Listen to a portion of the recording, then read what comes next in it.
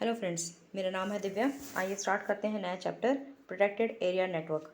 ये चैप्टर काफ़ी ज़्यादा इंपॉर्टेंट है, मैंने इसीलिए काफ़ी टाइम लगा के इसे बनाया है। आपसे रिक्वेस्ट है आप इस लेक्चर को ज़रूर देखिए, पसंद कीजिए, इसे लाइक कीजिए, शेयर कीजिए ज़्यादा से ज़्यादा और फीडबैक कमेंट भी दीजिए। और मैं होप करती हूँ आपने टेस्ट सीरीज़ ज्वाइन कर ली होगी और आप उससे फॉलो भी कर रहे हैं। ये काफ़ी इंपॉर्टेंट है। ये टेस्ट सीरीज़ से आप अगर अभी से सीरियसली प्रिपरेशन करना चाहते हैं 2023 की या फिर 2024 की भी, तो आप इस टाइम टेबल को अच्छी तरह से फॉलो कीजिए। ठीक है, तो अब आगे पढ़ते हैं। और वाइश सर के जो फाउंडेशनल वीडियोज़ हैं उन्हें बिल्कुल मिस मत करिए। ये फाउंडेशनल वीडियोज़ इसीलिए हैं ताकि अपना आपका एक फाउंडेशन बना सकें। अगर वो नहीं रहेगा तो आपकी यूपीएससी प्रिपरेशन का कोई मतलब नहीं है। अगर आप सीरियस हैं ज़रूर उन वीडियोज़ को देखें, उसके बाद आपको कोई डाउट है तब आप वाइश सर से कॉन्टैक्ट कर सकते हैं। राइट, चलिए स्टार्ट करते हैं। प्रोटेक्टेड एरिया नेटवर्क काफ़ी इंपॉर्टेंट चैप्टर है। राइट, तो स्टार्ट करते हैं। तो नेशनल इनिशिएटिव्स क्या लिए गए हैं, राइट, हमारे गवर्नमेंट ने इसके लिए क्या इनिशिएटिव लिए गए हैं। तो गवर्नमेंट ने, right, national policy for wild life conservation 1970 में इसे अडॉप्ट किया था। एक नेशनल पॉलिसी को अडॉप्ट किया था वाइल्ड लाइफ को कंजर्व करने के लिए। उसी पॉलिसी के तहत वाइल्ड लाइफ प्रोटेक्शन एक्ट को इनैक्ट किया गया था 1972 में, जिसके वजह से जो प्रोटेक्टेड एरिया नेटवर्क है उसमें काफ़ी ज़्यादा बढ़ोतरी आई, मतलब सिग्निफिकेंट ग्रोथ देखा गया। यहाँ पे जैसे दिया गया है, राइट, पहले 5 नेशनल पार्क्स थे सिर्फ और 60 नेशनल सेंचुरीज थी। अब उसका नेटवर्क जो है वो बढ़कर 669 हो चुका है। यहाँ पे आप देख सकते हैं 669 प्रोटेक्टेड एरियाज हो चुके हैं। और जो पूरे जो इस कंट्री है, राइट, हमारी जो बाउंड्री है उसका 4 पॉइंट नॉट बाउंड्री, हमारी जो एरिया है, टोटल एरिया कंट्री का, उसका 4.92%, राइट, 4 इतना, तो लगभग 5% के आसपास जो है एरिया, जोग्राफिकल एरिया, वो इस प्रोटेक्टेड एरिया नेटवर्क में आता है। आगे बढ़ते हैं। तो ये जो नेटवर्क है वो और भी आगे बढ़ गया, राइट, और भी इसे मतलब एक तरह से बल मिला, स्ट्रेंथ मिला जो गवर्नमेंट है नेशनल और कुछ इनिशिएटिव्स लिए, जैसे कि नेशनल कंजर्वेशन प्रोजेक्ट्स जब अडॉप्ट किए गए, जैसे कि प्रोजेक्ट टाइगर हो गया, project elephant, crocodile breeding and management program, right. ये काफ़ी इंपॉर्टेंट प्रोजेक्ट्स हैं और आपको इसके बारे में डिटेल में पता होना चाहिए, क्वेश्चंस आते रहते हैं इस पर। फिर हम आते हैं सबसे पहले वाइल्ड लाइफ सेंचुरीज़ पर। तो जो वाइल्ड लाइफ प्रोटेक्शन एक्ट था 1972 का, जब इसे इनैक्ट किया गया तो उस वक्त कुछ ऐसे जो ये कहा गया कि जो स्टेट गवर्नमेंट है वो कुछ ऐसे एरियाज़ को वाइल्ड लाइफ सेंचुरीज डिक्लेयर कर सकती है जो उसे लगता है, उस स्टेट गवर्नमेंट को, पर्टिकुलर स्टेट गवर्नमेंट को लगता है कि उस एरिया की कुछ एडिक्वेट इकोलॉजिकल, मॉर्फोलॉजिकल और नेचुरल सिग्निफिकेंस है। इकोलॉजिकल आप समझते हैं, अभी तक आपको अगर नहीं पता तो ये बहुत गलत बात है, आप बाकी वीडियो लेक्चर्स देखिए। इकोलॉजी क्या होती है, इकोलॉजिकल वैल्यू क्या होती है। जियोमॉर्फोलॉजी ये आपको ज्योग्राफी में पता होगा, जैसे उस स्टडी को बोलते हैं जिससे कि जो अर्थ का जो सरफेस है वहाँ पे उसके जो फिजिकल नेचर है, किस तरह से उसमें चेंज आ रहे हैं, तो उसे उसकी स्टडी को जियोमॉर्फोलॉजी कहते हैं। तो ऐसा कुछ जब सिग्निफिकेंस होता है, इस तरह का कोई इंपॉर्टेंस होता है, महत्व होता है, तो उस एरिया को जो वहाँ की स्टेट गवर्नमेंट है डिक्लेयर कर सकती है as a wildlife sanctuary. तो ये इस एक्ट में प्रोवाइड किया गया है। इससे उस स्टेट गवर्नमेंट को कहाँ से ये प्रोटेक्शन मिलती है, कहाँ से ये अथॉरिटी मिलती है, इस एक्ट से, वाइल्ड लाइफ प्रोटेक्शन एक्ट से। अब आते हैं हम नेशनल पार्क्स में। तो ये भी wild life protection act, WPA act of 1972 के अंडर ही आता है। इसमें भी जो स्टेट गवर्नमेंट है वो डिक्लेयर कर सकती है किसी भी वाइल्ड लाइफ सेंचुरी को, नेशनल पार्क में भी डिक्लेयर कर सकती है एडिशन में, राइट, यहाँ पे एडिशन दिया गया है। तो जो नेशनल पार्क्स हैं वो किस एरिया को डिक्लेयर कर सकते हैं अगर उस स्टेट गवर्नमेंट को लगता है कि उसकी भी कोई adequate ecological, geomorphical, natural significance है और वो उस लॉ के अंडर आता है। और क्या है इस लॉ के अंडर, या ये बहुत इंपॉर्टेंट पॉइंटर है आपका, इसमें आप फंस सकते हो। इस एक्ट के तहत, राइट, WPA एक्ट के तहत कोई ऐसा बड़ा मेजर, मतलब वो नहीं, डिफरेंस नहीं बताया गया नेशनल पार्क और वाइल्ड लाइफ सेंचुरी के बारे में, राइट, सेंचुरी के बारे में और नेशनल पार्क के बारे में कोई डिफ्रेंसिएशन एक्ट में नहीं दिया गया है, राइट। लेकिन यहाँ पे हमें यहाँ पे बताया गया कि इन दोनों में एक्चुअली डिफरेंस क्या होता है। जो नेशनल पार्क होते हैं उसमें ज़्यादा प्रोटेक्शन होती है, राइट, जो सेंचुरी से ज़्यादा प्रोटेक्शन, ज़्यादा level of protection national park को दी जाती है। और कुछ एरियाज़ जो कि सेंचुरीज़ में अलाउड होती हैं, जैसे कि मवेशियों का जो आसपास की वहाँ के जो लोकल एरियाज़ होते हैं उनके जो जानवरों को चराने के लिए, राइट, ग्रेजिंग के लिए लेकर जाते हैं, वो अलाउड होता है सेंचुरीज़ में। लेकिन जो नेशनल पार्क है वहाँ पे एक बिल्कुल अलाउड नहीं होता। और जो वाइल्ड लाइफ सेंचुरीज़ होती हैं वो किसी पर्टिकुलर स्पीसीज़ के लिए करी जा सकती हैं, राइट। किसी इस पर्टिकुलर, जैसे कि ग्रिजल जायंट स्क्विरल है, वो कहाँ पे है, जो श्रीवल्लीपुतूर वाइल्ड लाइफ सेंचुरी, वहाँ पे ग्रिजल जायंट स्क्विरल के लिए उस पर्टिकुलर स्पीसीज़ को रखा जाता है। लेकिन जो नेशनल पार्क है वो प्राइमरीली, मतलब वो इसी तरह से फोकस नहीं होती कि इसी के लिए, इसी प्रोटेक्शन के लिए हम यहाँ पे रखेंगे जो नेशनल पार्क होते हैं, राइट। तो नेशनल पार्क बड़ा एरिया, मतलब को ज़्यादा वो क्या कहते हैं, सोवरेनिटी दी जाती है ज़्यादा, मतलब उसे प्रोटेक्शन दी जाती है, और वो ज़्यादा स्पीसीज़ को कवर करता है, वो एक पर्टिकुलर स्पीसीज़ के लिए नहीं होता है। ये यहाँ पे बेसिक डिफरेंस है। और फिर जो सेंट्रल गवर्नमेंट है वो वाइल्ड लाइफ सेंचुरी और नेशनल पार्क को कुछ कंडीशंस में डिक्लेयर कर सकता है, राइट। तो सिर्फ ये भी हो सकता है कि ये भी क्वेश्चन आ सकता है कि क्या सिर्फ WPA के तहत स्टेट गवर्नमेंट को ही अथॉरिटी है डिक्लेयर करने की? नहीं, सेंट्रल गवर्नमेंट को भी अथॉरिटी है, सेंट्रल गवर्नमेंट भी डिक्लेयर कर सकता है नेशनल पार्क और वाइल्ड लाइफ सेंचुरी। अब आगे देखते हैं कुछ जनरल प्रोविजंस क्या हैं, राइट, इस सेंचुरी के और नेशनल पार्क के। तो जब डिक्लेरेशन होता है, किस तरह से किया जाता है कि कोई प्रोटेक्टेड एरिया है, उसे स्टेट गवर्नमेंट किस तरह से डिक्लेयर कर सकता है, सेंचुरी या फिर नेशनल पार्क। तो यहाँ पे देखिए, पहला एक इनिशियल नोटिफिकेशन आता है, सबसे पहले एक नोटिफिकेशन आता है, जो कौन जारी करता है, स्टेट गवर्नमेंट जारी करता है। और किसी एरिया को वो उसे लगता है कि कोई एरिया है जो जहाँ पे कोई रिजर्व फॉरेस्ट है, उसके आसपास की एरिया, अगर उसे वहाँ पे लगता है कि इसकी कोई इकोलॉजिकल फ्लोरा फौना, आपको पता है क्या है, जियोमॉर्फोलॉजिकल मैंने समझा दिया, जूलॉजिकल मतलब जानवर, वहाँ पे जो राइट, जो जानवर से रिलेटेड होता है जूलॉजिकल बोलते हैं, उसकी ऐसी कोई वहाँ पे सिग्निफिकेंस है और उसे बचाने के लिए, उसे और आगे बढ़ाने के लिए, डेवलप करने की ज़रूरत है, तो अब वहाँ पे एक नोटिफिकेशन इशू करता है कौन, स्टेट गवर्नमेंट। उसके बाद फिर एक फाइनल नोटिफिकेशन आता है। जब एक इनिशियल नोटिफिकेशन इशू हो गया होता है, राइट, वहाँ पे फिर जो भी क्लेम्स ये सब हैं वो पूरी तरह से वहाँ पे उस पर बातचीत हो जाती है। उसके बाद एक नोटिफिकेशन स्टेट गवर्नमेंट इशू करता है, जहाँ पे वो बताता है कि उसकी लिमिट्स क्या क्या होंगी, उसकी बाउंड्रीज क्या क्या होंगी, वो उसे वहाँ पे डिक्लेयर करता है, राइट। तो ये फाइनल नोटिफिकेशन में आता है। फिर बाद में उसे डिक्लेयर कर दिया जाता है किसके द्वारा, सेंट्रल गवर्नमेंट के द्वारा, राइट। यहाँ पे देख सकते हैं, सेंट्रल गवर्नमेंट अगर वो सेटिस्फाइड है कि वहाँ उस जगह की ecological, flora fauna, geomorphological, natural, वहाँ की जियोलॉजिकल सिग्निफिकेंस है, तो फिर उस पर्पज़ से उसे डेवलप करने के लिए, प्रोपोगेट करने, बढ़ाने के लिए और उसे प्रोटेक्ट करने के लिए, राइट, उस एरिया को वाइल्ड लाइफ सेंचुरी या फिर नेशनल पार्क डिक्लेयर कर देता है, राइट, एक नोटिफिकेशन से। अब बाउंड्रीज, ठीक है, बाउंड्रीज काफ़ी ज़्यादा इंपॉर्टेंट है, इस पर काफ़ी ज़्यादा डिस्प्यूट्स होते हैं, बहुत ज़्यादा इसमें प्रॉब्लम्स आती हैं। तो फिर वो नोटिफिकेशन होता है, उसमें क्लियरली से मेंशन करना चाहिए कि उसकी लिमिट्स क्या होगा, उसका दायरा क्या होगा, जिसके आगे मतलब लोग नहीं जा सकते हैं, इस तरह के बहुत सारी रेस्ट्रिक्शंस होते हैं, राइट। तो वो सब वहाँ पे क्लियरली उस नोटिफिकेशन में बताने की ज़रूरत है। और फिर यहाँ पे क्या होता है, 1991 में एक अमेंडमेंट हुआ था, राइट। तो उस अमेंडमेंट में क्या किया गया था, ये जो टेरिटोरियल वाटर्स हैं उसे भी इसमें इंक्लूड करने की बात की गई थी। ये तो हम अभी तक टेरेस्ट्रियल बात करें, लेकिन कुछ ऐसे हैं जो वाटर बॉडीज़ में आते हैं, राइट, और उन्हें भी वहाँ की बायोडाइवर्सिटी को, वहाँ की फ्लोरा फौना को प्रोटेक्ट करने की ज़रूरत है। तो उसके लिए 1991 में WPA एक्ट में अमेंडमेंट किया गया था। तो उसमें क्या हुआ था कि तब टेरिटोरियल वाटर्स को भी इंक्लूड किया गया था। और अगर जब टेरिटोरियल वाटर्स को इंक्लूड करने की बात आती है, तब हमें किसकी परमिशन चाहिए, जो सेंट्रल गवर्नमेंट का एक चीफ नेवल हाइड्रोग्राफर होता है, उसके कंसल्टेशन के साथ, उसके साथ विचार विमर्श कर कर, राइट। तो फिर उस तरह से एडिकेट, और जो वहाँ के आसपास के लोग हैं, लोकल फिशरमैन हैं, उनके भी हितों की रक्षा करनी चाहिए, जैसे कि वो अगर मछुआरे हैं, राइट, और या फिर उनको वो सी वीड्स होते हैं, बहुत सारे जो वहाँ पे एरियाज़ हैं, उनसे उनका घर चलता है, तो उसके उनके प्रोटेक्शन के साथ साथ तब जाके उसे डिक्लेयर करना चाहिए, राइट। तो उसके साथ कंसल्टेशन करना चाहिए। यहाँ पे ये डेजिग्नेशन याद रखिए, chief naval hydrographer of the central government, right. और इस बार UN क्लॉज पे भी एक क्वेश्चन आया था, तो टेरिटोरियल वाटर्स के बारे में आपको काफ़ी डिटेल में इस बार पता होना चाहिए, ठीक है। फिर आगे बढ़ते हैं। और फिर अगर एक बार ये नोटिफिकेशन निकल गया, राइट, उसमें जो रिकमेंडेशन ये सब दी गई, उसके बाद से जो बाउंड्रीज है वो चेंज नहीं होती हैं, राइट, जब तक दूसरा रिकमेंडेशन ना आए, किसके द्वारा, national board for wild life, ये भी इंपॉर्टेंट बॉडी है, national board for wild life. फिर अब देखते हैं सेटलमेंट ऑफ राइट्स।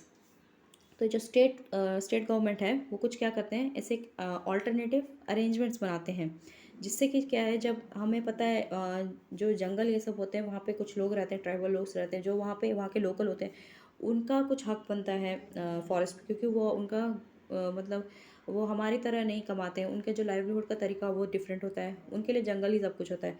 तो उनके लिए जो फ्यूल बनाने के लिए, उनके जो वो जो पालतू जानवर रखते हैं उनके खाने पीने के लिए, ठीक है। तो इस तरह से उनके लिए भी कुछ वो राइट्स के लिए काम करते हैं, राइट, उनके लिए, क्योंकि उनके भी राइट्स है, उन्हें प्रोटेक्ट करने की भी ज़रूरत होती है। तो इस तरह के कुछ अरेंजमेंट्स, राइट, इस तरह की कुछ व्यवस्था स्टेट गवर्नमेंट कर कर रखती है उनके लिए, और उसे राइट्स का टर्म दिया जाता है, ठीक है, terms of right as per the government records यहाँ पे दिया जाता है।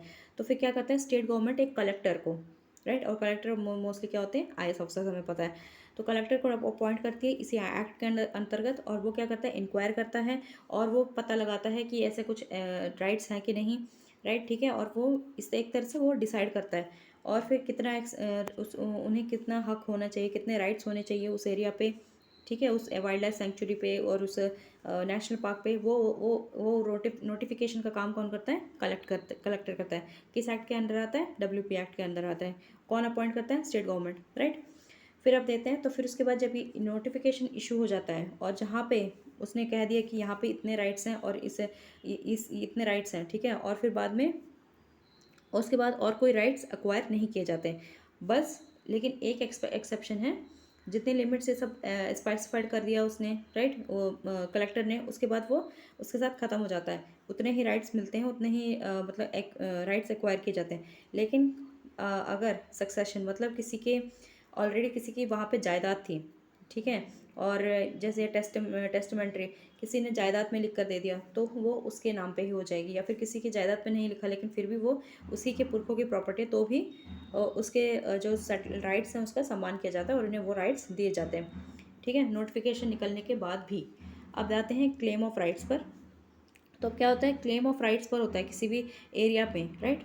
तो उसमें ये जो कलेक्टर है वो ही ऑर्डर पास करता है, एडमिट करता है या फिर रिजेक्ट कर देता है कि जो वहाँ का कोई लोकल इंसान है उसका वो कह रहा है कि मेरे यहाँ पे इस जगह पे ये राइट्स हैं, ठीक है, मेरी इस जगह पे मेरे ये मालिकाना हक है। तो फिर वो जो कलेक्टर हैं वो या तो उसे एक्सेप्ट करेंगे कि हाँ भाई कि वो कुछ इन्वेस्टिगेशन करेंगे, पता लगाएंगे, और वो डिक्लेयर करेंगे हाँ इनका राइट्स है कि नहीं, हाँ है कि नहीं है, तो वो नोटिफाई करेंगे। तो वो जो कलेक्टर है उनके पास क्या ऑप्शंस रहते हैं, वो क्या कर सकते हैं, या तो पूरा का पूरा वो जो पूरा लैंड है, राइट, उस पूरी की पूरी ज़मीन को वो दे सकते हैं कि नहीं, मतलब उसे पूरी तरह से हटा सकते हैं कि इस पूरी जगह पे इस इंसान का हक है या फिर इसके पूरे परिवार का हक है, तो इसे सेंचुरी नहीं बनाना चाहिए, इसे वाइल्ड लाइफ सेंचुरी नहीं बनाना चाहिए। या फिर दूसरा काम क्या हो सकता है कि ऐसा उस लैंड को लिया जा सकता है, लेकिन अगर जो ओनर है, राइट, जो ऐसे लैंड का ओनर है या फिर उस पर राइट्स क्लेम करने वाला इंसान है कि मेरे यहाँ पे राइट्स हैं, और जो गवर्नमेंट है, राइट, उनके बीच में कुछ एक तरह का एग्रीमेंट हो जाए, राइट, कोई किसी तरह का करार हो जाए, किसी तरह का एग्रीमेंट हो जाए, तो ये वो जो उस लैंड को वो मान जाए कि मैं इतना पार्ट देने के लिए रेडी हूँ, या फिर किसी भी तरह का जो वो कॉम्प्रोमाइज़ में रेडी हो जाए, तब ऐसा हो सकता है। या फिर वो पूरी तरह से जो इंसान है अपने पूरे राइट्स को सरेंडर कर सकता है, मतलब वो कह सकता है ठीक है मैं अपने जो भी यहाँ पे हक है वो उसे छोड़ता हूँ, मालिकाना हक जो भी मेरा यहाँ पे मैं उसे छोड़ देता हूँ और आपको दे देता हूँ ये लैंड। और फिर लैंड एक्विजिशन एक्ट के तहत उसे अगर हमें उसकी ज़मीन चाहिए तो फिर हम क्या करेंगे, उसे कुछ कॉम्पनसेशन, कुछ भत्ता दे देते हैं, राइट, उसे कुछ तरह से कॉम्पनसेट करके उसे वहाँ से हटा देते हैं और उसके राइट्स को वो छोड़ देता है, ठीक है। अब फिर क्या होता है, इसमें क्या होता है, जो चीफ वाइल्ड लाइफ वार्डन है उसके साथ विचार विमर्श, कंसल्टेशन करना काफ़ी ज़्यादा इंपॉर्टेंट होता है कि उस पर्सन की जो लिमिट्स क्या होंगी यहाँ पे, राइट, किस तरह के उसके हक होंगे यहाँ पे। तो इस जब ये सब डिसाइड किया जाता है तो इसकी भी चीफ वाइल्ड लाइफ वार्डन की भी ज़रूरत होती है, उसकी भी अथॉरिटी होती है। तो फिर अब इस जब एक बार वो प्रोटेक्टेड एरिया डिक्लेयर कर दिया गया, राइट, उसे वाइल्ड लाइफ सेंचुरी या फिर कुछ भी डिक्लेयर कर दिया, नेशनल पार्क डिक्लेयर कर दिया, तो उसके बाद एंट्री किस तरह के लोगों की हो सकती है वहाँ पे, सिर्फ वहाँ पे जो पब्लिक सर्वेंट्स हैं जो अपनी ड्यूटी कर रहे हैं उनकी एंट्री अलाउड है। और उसके बाद और जिसको जो वाइल्ड लाइफ वार्डन है, मैंने कहा था उसको अथॉरिटी है, तो उसने जब जिसे अथॉरिटी दी है कि ये वहाँ पे ये लोग रुक सकते हैं, तो कुछ लोगों को वहाँ पे परमिशन मिल जाती है, वो वहाँ पे रुक सकते हैं उस सेंचुरी में या फिर उस नेशनल पार्क में, राइट। या फिर जो इंसान है उसने अपने हक नहीं छोड़े, वो कह रहा है कि मेरा यहाँ पे हक है, तो फिर उसे और वो प्रूव भी हो जाता है कि हाँ इसका सच में यहाँ पे हक है, राइट। तो कलेक्टर डिक्लेयर करता है तो फिर उसे भी वहाँ पे रहने की इजाज़त होती है, ठीक है। आगे बढ़ते हैं। तो फिर और अगर वहाँ पे लोग आसपास वहाँ के जो पब्लिक हाईवेज़ बने होते हैं, हाईवेज़ पर तो उनका हक नहीं हो सकता, तो हाईवेज़ से लोगों का आना जाना लगा रहता है, तो उन लोगों को वहाँ से जाने की, वहाँ वहाँ पे उस एंटर की मतलब एंट्री करने की हक है, लेकिन वहाँ पे रहने का हक नहीं है, ठीक है? एंटर करके निकल जाना है। और फिर बाद में जो लोग डिपेंडेंट हैं, मतलब जैसे जो वहाँ पे पब्लिक सर्वेंट्स हैं, उनकी फैमिली हो गए, उनके बच्चे हो गए, राइट? तो वो डिपेंडेंट्स हो गए, या फिर और भी जो B A B C category है यहाँ पे, मतलब यहाँ पे जो 1 2 3 दिए हुए हैं, तो वो ऐसे लोगों को के जो फैमिलीज़ हैं, उनके उनके डिपेंडेंट्स हैं, उन्हें वहाँ पे रहने की इजाज़त है, मतलब एंटर होने की इजाज़त है, और फिर वहाँ पे रह भी सकते हैं, राइट? तो यहाँ पे जो भी एक्सेप्शन दिया, मतलब जो परमिट दिया गया, उसके हिसाब से उन्हें एंट्री मिलती है। अब ये ग्रांट किस तरह से मिलता है, एंट्री होने की जो परमिशन है वो किस तरह से मिलती है?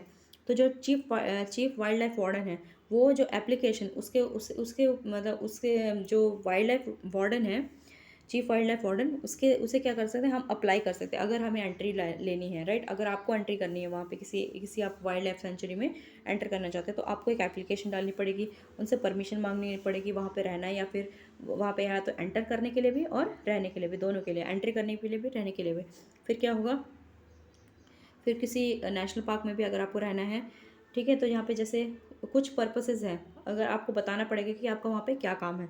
जैसे कि अगर आप वहाँ पे किसी स्टडी पर्पस से गए, वहाँ पे इन्वेस्टिगेशन मतलब जियोमॉर्फोलॉजी ये सब आपने जानने के लिए आप वहाँ पे गए, रिसर्च के लिए गए हैं, टूरिज्म के लिए गए हैं, या फिर कोई लॉफुल बिजनेस, मतलब जो ऐसा बिजनेस, ऐसा काम जो कि इलीगल ना हो, ठीक है? वहाँ पे इलीगल काम भी काफ़ी हो सकते हैं, लेकिन जो काम इलीगल ना हो, राइट? और वहाँ पे जो रहते हुए लोग, उनके साथ आपको कोई बिजनेस हो, वो सब आप काम करने के लिए भी परमिशन ले सकते हो, और आपको बताना पड़ेगा आप किस कैटेगरी, इनमें से कौन सी कैटेगरी का काम वहाँ पे करने के लिए जा रहे हैं, आपको बताना पड़ेगा, ठीक है? उसके बाद फिर ये जो चीफ वाइल्ड लाइफ वार्डन है, वो एक्चुअली अथॉरिटी है, वो ही कंट्रोल करता है, मैनेज करता है और मेंटेन करता है जो प्रोटेक्टेड एरियाज़ हैं, वो इसे मैनेज करता है, राइट? और फिर जो national board for wild life है, वो रिकमेंडेशंस करता है, और क्या किस तरह से, वो बस रेकमेंड करता है कि किस तरह से कहाँ पे सेटअप होना चाहिए, किस तरह से सेटअप होना चाहिए, मैनेजमेंट किस तरह से होना चाहिए नेशनल पार्क्स का, सेंचुरीज़ का, और इसी तरह के जो अदर प्रोटेक्टेड एरियाज़ हैं, राइट? किस तरह के रेस्ट्रिक्शंस होने चाहिए वहाँ के लोगों को,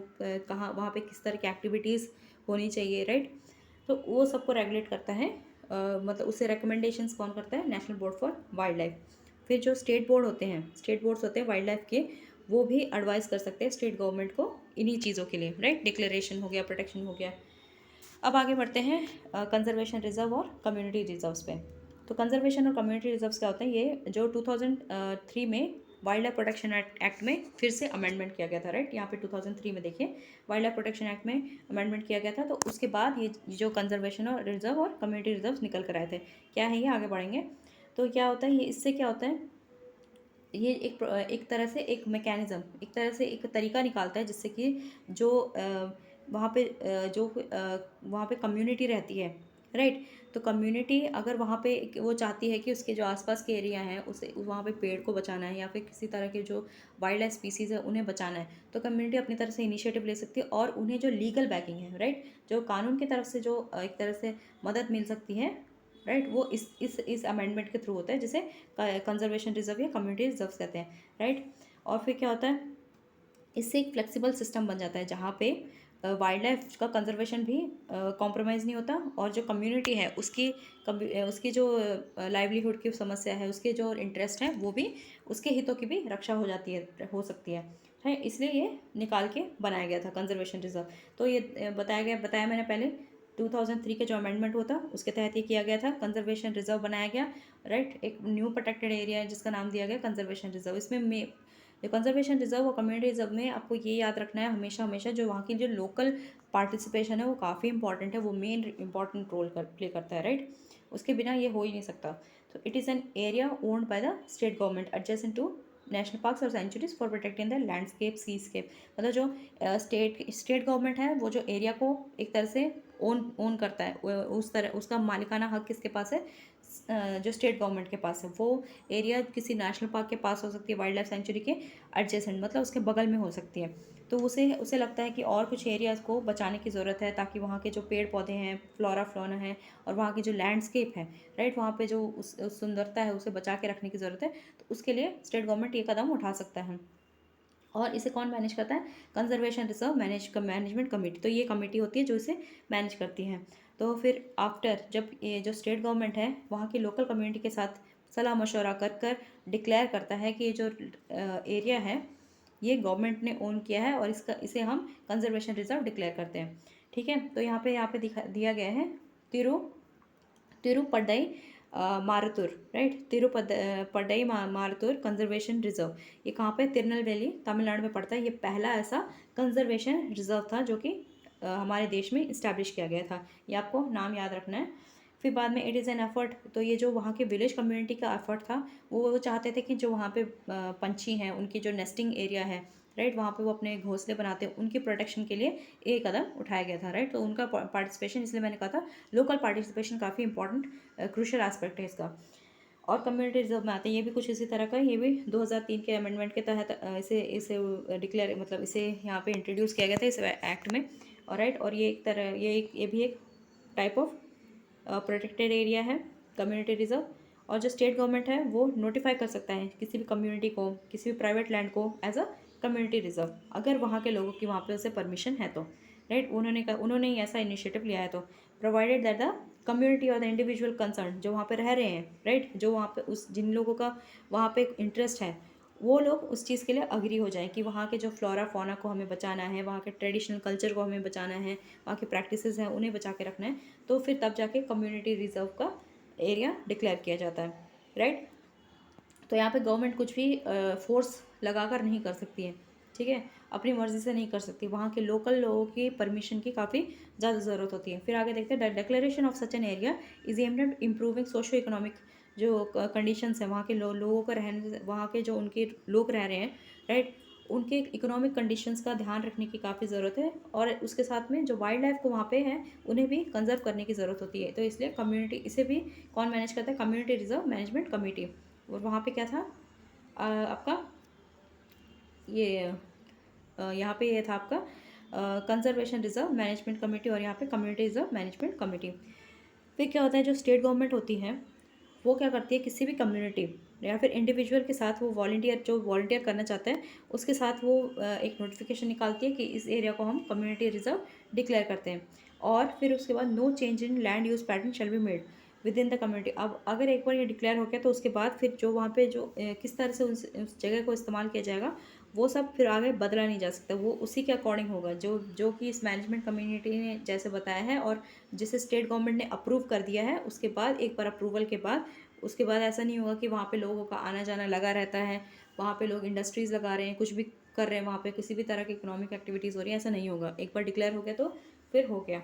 आगे अब हम आगे बढ़ते हैं दूसरे कॉन्सेप्ट पे, राइट, इसका नाम है कोस्टल प्रोटेक्टेड एरियाज। ठीक है, तो यहाँ पे आपको समझ में आ रहा है कोस्ट कहाँ होते हैं, जो तटीय इलाके होते हैं, राइट, तो वहाँ पे पानी का काम होगा।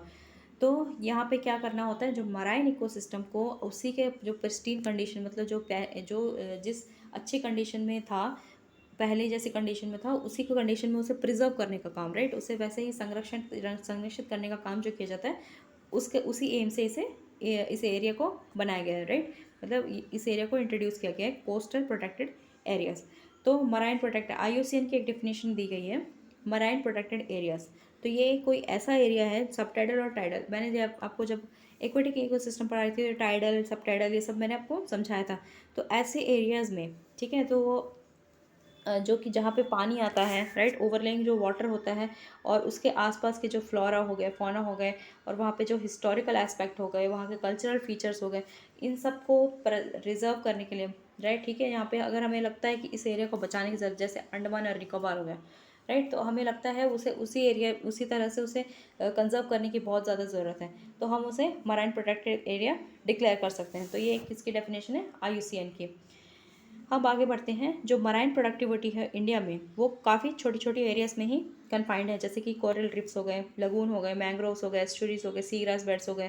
तो ये जो कोस्ट के अक्रॉस होता है, कोस्ट मतलब तटीय इलाकों में ये सब ज़्यादा पाया जाता है। और ये एक एक चीज़ जो लगून ये सब है मैंने आपको पढ़ाया हुआ है, और ज्योग्राफी में भी ये सब आपको अच्छी तरह से पता है, और सी ग्रास बेड तो लास्ट चैप्टर में ही मैंने आपको बताया था, लास्ट टू लास्ट चैप्टर में।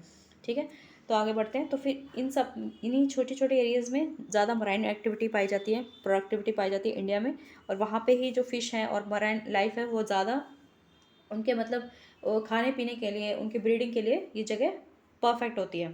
ठीक है। तो इसके बाद क्या होता है, जो मराइन प्रोटेक्टिव एरियाज़ है वो वहाँ पे जो सी है, जो समुंदर है उसमें जो रहने वाले फ़िश हैं वहाँ की बायोडाइवर्सिटी के लिए काफ़ी इम्पोर्टेंट, मतलब उस उनकी लाइफ को सपोर्ट करने के लिए ये काफ़ी इम्पोर्टेंट होता है। तो राइट, इसलिए वहाँ पे अगर किसी एरिया को मराइन प्रोटेक्टेड एरिया डिक्लेयर कर दिया गया तो वहाँ पे आप जो नॉर्मल काम है, जैसे जो नॉर्मल मछुआरे ये सब जाते हैं वहाँ पे मछलियों को पकड़ के लेकर आते हैं, इस तरह का काम नहीं कर सकते क्योंकि हमें उस जगह को बचाने की ज़रूरत है।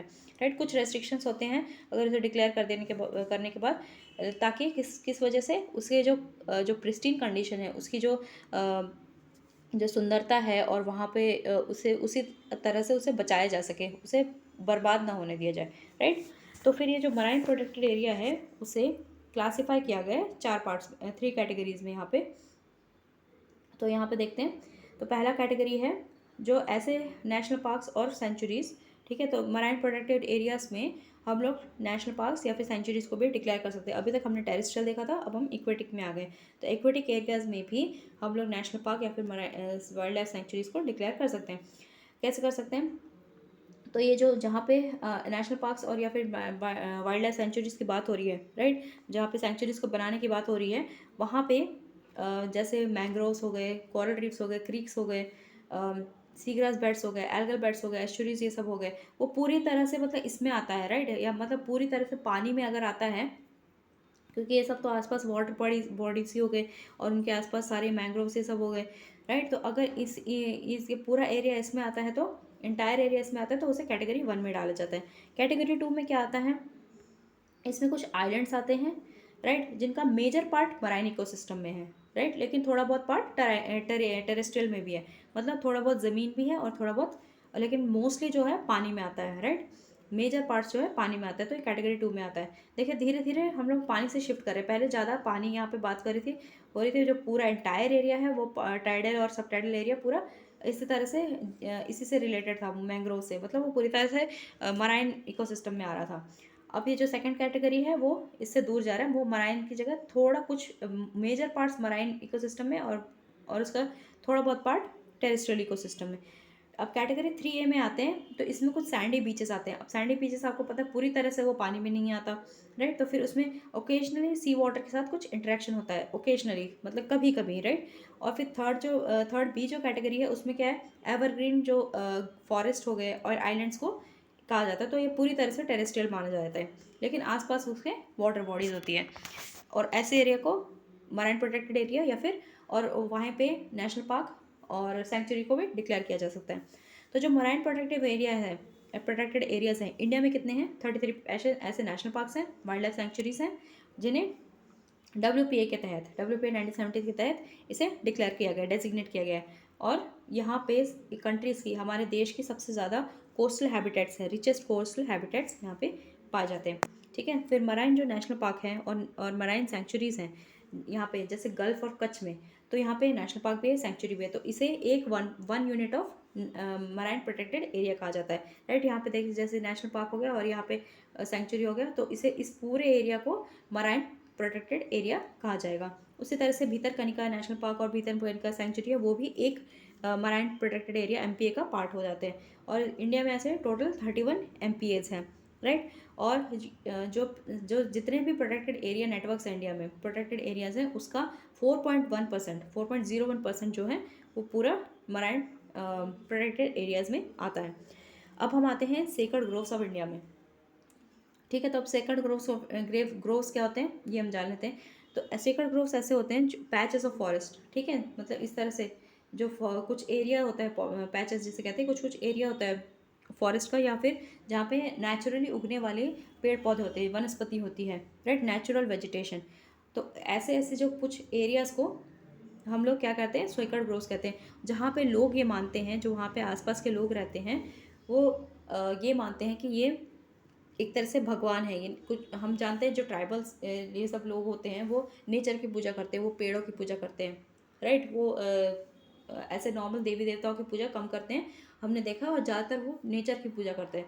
तो इसी तरह से वो मानते हैं, जो फॉरेस्ट है, वन देवी ये सब कहते हैं वो लोग, तो वो वन की पूजा करते हैं, और वो ये मानते हैं कि इन्हें बचाने की ज़रूरत है।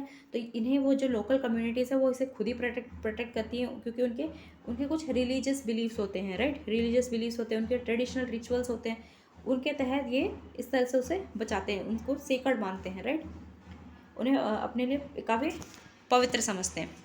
और फिर बाद में इसीलिए उन्हें कुछ लेवल ऑफ मतलब वो ये क्या मानते हैं कि जैसे the degree of sanctity of the sacred forest varies from one grove to another.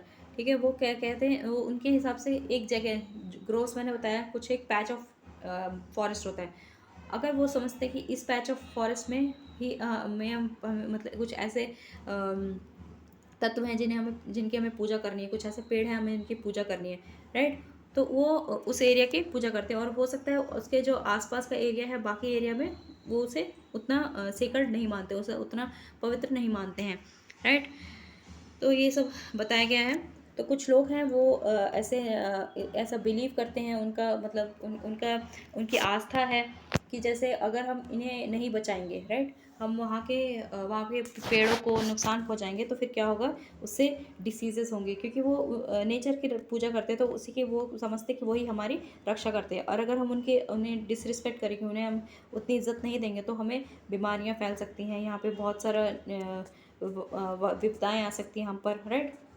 तो इस तरह के उनका बिलीफ होता है, तो हमें एक तरह से उनका शुक्रगुजार होना चाहिए। उस वजह से क्या होता है कि जो प्रोटेक्शन उस एरिया की जो अच्छी तरह से प्रोटेक्शन है वो वही जानते हैं। हम अपने साइंटिफिक मेथड्स अगर वहाँ पे इस्तेमाल करेंगे मे बी वो उतना वर्क नहीं करेंगे, लेकिन जो उनके बिलीव्स की वजह से वो जो जिस तरह से वो कंजर्व करते हैं वो ज़्यादा काम करते हैं, राइट। तो फिर जैसे यहाँ पे गारो खासी जो ट्राइब्स हैं नॉर्थ ईस्ट के, ये आपको पता है कि कौन से स्टेट में आते हैं, नहीं पता तो आपको ज़रूर पता होना चाहिए। तो गारो खासी जो ट्राइब्स हैं नॉर्थ ईस्ट में, वो पूरी तरह से जो सेक्रेड ग्रोव्स है ऐसी जगह का में जो है जो ह्यूमन इंटरफेरेंस को एक तरह से पूरी तरह से वो लोग उस पर पाबंदी लगा देते कि हमें वहाँ पे जाकर कुछ नहीं करना चाहिए, वहाँ पे हमें पेड़ नहीं काटने चाहिए, वहाँ पे हमें इवन जो गिरे हुए पत्ते हैं, मुरझाए पत्ते, उन्हें भी नहीं उठाना चाहिए, ठीक है। और फिर कुछ डेड वुड और ड्राई लीव्स होते हैं, उन्हें उन्हें बस उठाते हैं, राइट। जो जैसे यहाँ पे गोंद ये भी एक ट्राइब होता है जो सेंट्रल इंडिया में पाया जाता है, और आपको स्टेट्स बताने हैं, राइट, स्पेशली 2 स्टेट्स तो काफ़ी इंपॉर्टेंट है जहाँ पे ये ट्राइब पाया जाता है। तो सेंट्रल इंडिया में पाया जाता है, तो वहाँ पे कटिंग ऑफ ट्री को मतलब उस पेड़ को काटना पूरी तरह से उस पर मना ही है, लेकिन जो उसके कुछ पार्ट्स गिरे हुए जैसे उसके फल गिर जाते हैं पेड़ के, तो वो उसे उसे यूज़ कर सकते हैं जो गिर गए, लेकिन अपने से खुद से तोड़ के या फिर उस पेड़ को काटने का काम ये नहीं करते। इस तरह से वो वहाँ के जो पेड़ हैं उनकी रक्षा करते हैं। अब यहाँ पे कुछ क्लासिफिकेशन दिए गए हैं, जो सेक्रेड ग्रोव्स हैं उनके यहाँ पे कुछ क्लासिफिकेशन दिए गए हैं। तो जैसे कि यहाँ पे आता है ट्रेडिशनल सेक्रेड ग्रोव्स, राइट। तो ये ऐसी जगह है पे जहाँ पे जो यहाँ पे आप देख सकते हैं, जैसे यहाँ पे नाग की ये सब पूजा करने के लिए यहाँ पे इस तरह से बनाया गया है, राइट। तो क्योंकि यहाँ पे ये लोग मानते हैं कि यहाँ पे कुछ पावर है, हमें इनकी पूजा करनी चाहिए और इन्हें हमें बचा के रखना चाहिए, ठीक है। तो फिर ये टेम्पल ग्रोव्स हो गए, फिर बाद में कुछ ऐसे ग्रोव्स होते हैं जो कि जहाँ पे दफनाया जाता है उनके एंसेस्टर्स को, वहाँ पे बनाए जाते हैं, राइट। तो इन्हें इनमें कैटेगराइज किया गया, टेम्पल ग्रोव्स और ग्रोव्स नियर द बरियल और क्रिमेशन ग्राउंड्स। फिर हम जानते हैं अब ये सब जो होता है इसके आई एम सॉरी एक मिनट, इसकी इकोलॉजिकल सिग्निफिकेंस क्या है, राइट। तो फिर यहाँ पे इसके इकोलॉजिकल सिग्निफिकेंस हम देखते हैं, इससे क्या होता है, ये काफ़ी इंपॉर्टेंट होते हैं, वहाँ के फ्लोरा फौना को एक तरह से उसके डाइवर्सिटी को कंजर्व करने का, संरक्षण करने का काम करते हैं, और वो भी सस्टेनेबल मैनर में, राइट। उसके लिए बहुत बड़े बड़े प्लानिंग लेवल कमिटीज़ नहीं बैठती हैं, और राइट उन लोग अपने लेवल पे और काफ़ी सस्टेनेबली ये काम करते हैं, जो प्रोटेक्शन का कंजर्वेशन का काम है। और एक तरह से जो जब वहाँ पे कोई बीमारी पहुँचती है, राइट, किसी तरह का वहाँ पे एंडेमिक स्पीसीज पहुँच जाता है, तो वही एक लास्ट रिफ्यूज होता है वहाँ पे, राइट, उसका आश्रय होता है लास्ट। फिर बाद में इस वजह से जो इस तरह के प्रोटेक्शन की वजह से क्या होता है, ये एक्विफर्स का काम करता है, मतलब रिचार्ज ऑफ एक्विफर्स, मतलब जो ग्रोव्स होते हैं उसके साथ ही कुछ तालाब होते हैं, राइट, जहाँ पे पानी होता है, कुछ स्प्रिंग्स ये सब होते हैं जहाँ पे वाटर बॉडीज होती हैं, उसकी भी वो लोग रक्षा करते हैं। तो उससे क्या होता है, जो वेजिटेशन कवर होता है वहाँ पे, मतलब वहाँ पे वनस्पति है उसको हेल्प मिलती है, और फिर उस वजह से वहाँ पे बारिश ये सब होती है, राइट। पानी को इस तरह से बचा के रखते हैं, तो फिर उससे लोकल लोगों की नीड भी पूरी होती है, और फिर उसके साथ जो वेजिटेशन है वहाँ के आसपास में जो कि पानी की ज़रूरत है वो उस तरह से पूरी रहती है, तो इसलिए रिचार्ज ऑफ एक्विफर्स बोला गया है। मतलब वो भी होता है, राइट, इस ऐसे कामों से। उसके बाद सॉइल कंजर्वेशन भी होता है, तो वेजिटेशन कवर बढ़ता है वहाँ पे, तो सॉइल की स्टेबिलिटी है वो अपने आप बढ़ जाती है। मतलब अगर वहाँ पे पेड़ ज़्यादा काटे जाएंगे तो वहाँ के सॉइल इरोजन होना वहाँ पे तय है। अगर इस तरह से पेड़ नहीं काटे जाते हैं तो फिर वहाँ पे वो जो सॉइल है काफ़ी हेल्दी सॉइल होती है। ठीक है, आगे बढ़ते हैं। अब थ्रेट्स, अब ऐसे जो सेक्रेड ग्रोव्स हैं उन्हें भी अब थ्रेट मिल रहा है, राइट, क्योंकि हम देख रहे हैं अर्बनाइजेशन बढ़ रहा है, हम उनकी जगह छीनते जा रहे हैं, जंगलों को खाली करते जा रहे हैं, तो उस वजह से ऐसे सेक्रेड जो ग्रोव्स हैं उन पर भी खतरा मंडरा रहा है, राइट। तो अब देखते हैं, ऐसे थ्रेट्स बहुत रीजन टू रीजन वेरी करते हैं, लेकिन कुछ कॉमन थ्रेट्स हैं, कुछ कॉमन खतरे हैं जो कि आइडेंटिफाई किए गए हैं। जैसे कि जो ट्रेडिशनल बिलीफ सिस्टम था, राइट, जो ट्राइबल्स हो रहे हैं, अब हम देख रहे हैं वो धीरे धीरे एक तरह से वो मतलब फॉर्मल काइंड ऑफ उसमें आ जा रहे हैं, मेन स्ट्रीम में आ रहे हैं, तो अपने वो जो पुराने बिलीव्स है उन्हें छोड़ते जा रहे हैं। और अब ऐसा क्या है, उनके जो जो ये बिलीव्स थे उन्हें हम जैसे लोग उसे सुपरस्टिशन मानते हैं, राइट। हम पढ़े लिखे लोग समझते हैं कि ये सब कहने की बातें हैं, ये सब अंधविश्वास है। तो इस वजह से भी क्या हो रहा है, उन पेड़ों को काट दिया जा रहा है हम अपने स्वार्थ के लिए, राइट। तो उस वजह से वो जो कंजर्वेशन जो वो लोग कर पाते थे, हम वो नहीं कर रहे हैं। फिर ऐसे कुछ सेक्रेड ग्रोव्स हैं उन्हें पूरी तरह से नष्ट कर दिया गया है। किस वजह से? अर्बनाइजेशन की वजह से। काफ़ी ज़्यादा हमें हमें बढ़ते जाना है, हमें एक्सपैंड करते जा रहे हैं, हमारी पॉपुलेशन बढ़ रही है, उस तरह से अर्बनाइजेशन बढ़ती जा रही है, राइट। रोड बनाने के लिए, इंफ्रास्ट्रक्चर बनाने के लिए, रेलवे ट्रैक्स बनाने के लिए, डैम्स बनाने के लिए, कमर्शियल फॉरेस्ट्री के लिए, इन सबको ऐसे पेड़ों को खाली कर दिया जा रहा है। तो और इन जो सेक्रेड ग्रोव्स हैं उन्हें एक तरह से पूरी तरह से नष्ट कर दिया जा रहा है। फिर इंक्रोचमेंट, तो हम उनकी जगह, एक्चुअली हम उनकी जगह छीन रहे हैं उनसे, तो उस वजह से जो उनकी जगह है वो काफ़ी श्रिंक हो रही है, कम होती जा रही है। तो इस तरह के कुछ खतरे हैं, और भी कुछ खतरे बताए गए हैं यहाँ पे। मैं तो इस पे पूरी तरह से अग्री नहीं करती। Sanskritisation, I don't understand this कि क्या होता है, बट कह रहे हैं कि टेम्पल, जो फॉर्मल टेम्पल वर्शिप हो गई है, उस वजह से जो नेचर की वर्शिप है वो कम हो गई है। पता नहीं ये कितना सही है, लेकिन यहाँ पे ये लिखा गया है कि का टेम्पल वर्शिप की वजह से लोग नेचर की वर्शिप कम कर रहे हैं और उस वजह से सेक्रेड ग्रोव्स को खतरा पहुँच रहा है। सो उसके बाद देखते हैं इन्वेजन बाय जो एक्सॉटिक वीड्स हैं। मतलब मैंने आपको पिछले चैप्टर में बताया था कि जो किस तरह से जो एलियन स्पीशीज़ होती है, इन्वेसिव स्पीशीज़ होती हैं, वो आती हैं और किस तरह से वहाँ के जो नेटिव एंडेमिक स्पीशीज़ को खतरा पहुँचाती हैं, राइट। तो यहाँ पे ये कुछ एग्जांपल दिए गए हैं। नेटिव एक्सॉटिक वीड्स हो गए, यूपटोरियम, ओडायरेटम और फिर लैंड। इसके बारे में तो मैंने आपको पिछले चैप्टर में बताया था, और इसके बारे में भी मैंने आपको पढ़ा चुकी हूँ, प्रोस्पोइस जूलीफ्लोरा और लैंटेना कैमेरा। तो ये काफ़ी सीक्रेट, मतलब कि काफ़ी सीरियस खतरे हैं, राइट। इनकी वजह से काफ़ी खतरा पहुँचता है उन सेक्रेड ग्रोव्स को। और फिर जो लाइफ स्टॉक, मतलब जो आसपास के जो लोग रहते हैं उन्हें खाना बनाने के लिए जो वो क्या करते हैं, चूल्हे में बनाते हैं, और उस वजह से लकड़ी काटते हुए जाते हैं, तो फिर इस तरह से वो पेड़ों को काटते जाते हैं, राइट। और फिर वहाँ पे अपने गाय भैंस चराने के लिए, राइट, अपने उनके लिए भी खाने पीने के लिए भी व्यवस्था करने के लिए, क्योंकि वो हर्बीवोर्स होते हैं, तो उनके चराने के लिए ले जाते हैं, तो उस वजह से भी काफ़ी खतरा पहुँचता है, फिर राइट। और फिर कुछ ऐसे प्रोहिबिटेड आइटम्स हैं, राइट, जिन्हें एक्सपोर्ट करने की मनाही है। अब देखते हैं जिसके लिए, जिसे एक्सपोर्ट करने के लिए लाइसेंस चाहिए और नॉर्मल कोर्स में, राइट, और बाकी एरियाज़ में, बाकी कुछ मतलब कंडीशंस में पूरी तरह से उस पर बैन है। यहाँ पे ये दिया गया है, an export license will not be given in the normal course for goods in the prohibited categories. मतलब इसे एक्सपोर्ट करने की एकदम से मनाही है, राइट। यहाँ पे उसके कुछ दिए गए हैं, कुछ फ्लोरा और फौना की कैटेगरी दी गई। तो यहाँ पे जैसे एक एक्चुअली काफ़ी लंबी लिस्ट है, इसके नेक्स्ट स्लाइड में भी काफ़ी है, तो मैं जल्दी जल्दी पढ़ लेती हूँ। आपको ये रटना ही है, याद ये पूरी तरह से रटना भी नहीं है, एक दो बार देखना है और बेसिक आइडिया होना चाहिए कि किस तरह की चीज़ों को एक्सपोर्ट नहीं किया जा सकता। तो यहाँ पे देखिए, सारे जो वाइल्ड एनिमल्स हैं उनके जो आर्टिकल्स हैं, मतलब उनके जो प्रोडक्ट्स होते हैं, उनसे जो निकले हुए होते हैं, जैसे कि अब हाथी ये सब का दांत हो गए, उसे हम एक्सपोर्ट नहीं कर सकते, वो बिल्कुल इलीगल है, पूरी तरह से उसकी मनाही है, राइट। एक्सेप्ट कुछ उसके एक्सेप्शंस दिए गए हैं, जैसे कि ओनरशिप सर्टिफिकेट्स दिए जाते हैं, और फिर ट्रांजैक्शन जिन एजुकेशन और रिसर्च पर्पसेस के लिए अगर उसे किया जाए तो अलाउड है, अदरवाइज उसे एक्सपोर्ट करना बिल्कुल अलाउड नहीं है। बीफ और काउस, राइट, इनका एक्सपोर्ट करना बिल्कुल एक तरह से मना है। ऑक्सिन भी उसमें आ जाता है और काफ भी आ जाता है, राइट। तो beef in all form, in the form of all cows, तो फिर जो बीफ होता है, जो काव का गाय का मांस होता है, राइट, ऑक्सन और काफ, ठीक है। तो उसमें स्पेशली जो काव का हर तरह की जो गाय होती है उस पर मनाही है, और उसमें ऑक्सन और ये भी आ जाता है, काफ मतलब उसका बछड़ा भी आ जाता है। फिर हम आते हैं जो मीट बफेलो है, बोथ मेल और फीमेल, उस पे चिल्ड और फ्रोज़न, उस पे भी मनाही है। फिर मोर का जो पंख है, टेल फेदर है, उस पर भी, उसके हैंडीक्राफ्ट्स पर भी मनाही है। फिर शेविंग और shavings and manufactured articles of shavings, जो ये चीताल है उसके ऊपर से निकाला जाता है, ये सब इस पर भी मनाही है। सी शेल्स पे मनाही है। वुड और वुड प्रोडक्ट्स पे भी प्रतिबंध है।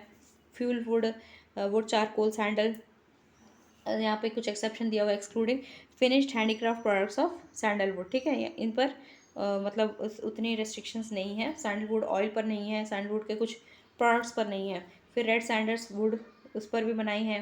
रेड पुष्प आपको याद होगा। और फिर मैकेनिकल, केमिकल और सेमी केमिकल वुड पल्प, इस पर भी प्रोहिबिशन है। फिर अब हम आते हैं, ओके, चैप्टर अभी काफ़ी लंबा हो गया है, ऑलरेडी 40 मिनट्स हो गए हैं। तो एक काम करती हूँ, इसको नेक्स्ट पार्ट में कंटिन्यू करती हूँ, राइट। चैप्टर एक्चुअली काफ़ी लंबा है और इम्पॉर्टेंट है। आपसे रिक्वेस्ट है, आप अगर आपको समझ नहीं आ रहा है, पीछे जाइए, वापस देखिए, राइट। और अब बुक ज़रूर पढ़िए, अगर आप पढ़ सकते हैं एक बार बुक ज़रूर पढ़िए, सब पक्का आपको समझ में आएगा। और इससे काफ़ी क्वेश्चंस आते हैं कन्फ्यूज़ करने और कन्फ्यूजिंग चैप्टर भी है ये, राइट। तो ठीक है, आगे नेक्स्ट चैप्टर में, नेक्स्ट पार्ट में मिलते हैं। और लाइक करिए, शेयर कीजिए इस वीडियो को।